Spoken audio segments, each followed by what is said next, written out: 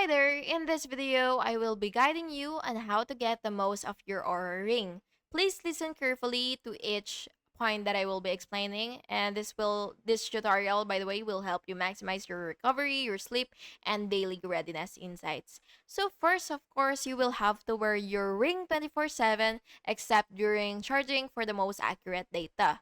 Next, you will sync your ring daily via the Aura app to keep your insights up to date. Then you will pay attention to sleep scores and try to maintain consistent bedtime and wake up times. Use activity and strain recommendations to balance workouts with the recovery, and then check the readiness score each morning to adjust your day based on your recovery and stress levels. And that's it. And by the way, if your screen looks different, you should check under dashboard and then click insights and then readiness and sleep. And that's it. Thank you so much for watching this video and for listening. And I really hope it was helpful for you. And if it was, please make sure to like and subscribe for more videos like this. Thank you and have a good day.